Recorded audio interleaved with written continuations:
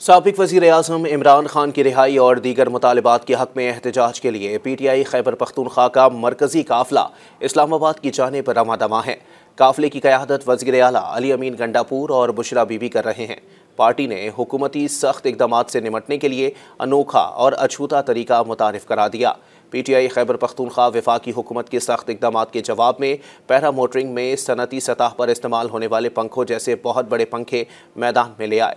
Rally के अलावा शुरा को आंसू गैस की शेलिंग के असरात से बचाने के लिए दीगर आलात और साजो सामान का इस्तेमाल भी किया जाएगा। डॉन अखबार की रिपोर्ट के मुताबिक ये बड़े पंखे एक ट्रक पर रखकर साथ लाए जा रहे हैं। पाकिस्तान में किसी सियासी एहतजाज में ये पंखे पहली बार इस्तेमाल होंगे। खैबर पख्तूनख्वा में PTI के सोशल मीडिया के हेड इकराम खटाना ने डॉन से बातचीत करते हुए कहा कि इस्लामाबाद मार्च के लिए इन पंखों को मकामी तौर पर तैयार किया गया है। इकराम खटाना ने कहा है कि 6 बड़े पंखे पेशावर से रवाना होने वाले PTI के काफ़िले का हिस्सा हैं।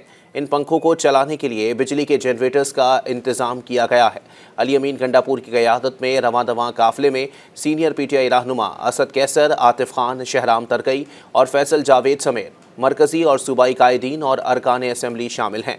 PTI के काफ़िले के पंजाब की हुदूद में दाखिल होते ही पुलिस की जानिब से शदीद शेलिंग की गई। हुकूमत ने इस्लामाबाद के रास्ते मुकम्मल तौर पर सील कर रखे हैं और वफाकी दारुल हुकूमत को जाने वाले ज़्यादातर रास्तों पर कंटेनर्स खड़े हैं। सिक्योरिटी खदशात के बाइस जुड़वां शहरों में इंटरनेट सर्विस भी मुअत्तल है। इस्लामाबाद जाने वाले तमाम रास्तों पर बड़ी तादाद में पुलिस, रेंजर्स और FC के एहलकार तैनात हैं, जबकि मोटरवेज, GT रोड और दीगर सड़कें कंटेनर्स रखकर बंद कर दी गई हैं। पेशावर इस्लामाबाद मोटरवे पर कहीं खारदार तारे तो कहीं रुकावटें लगाई गई हैं।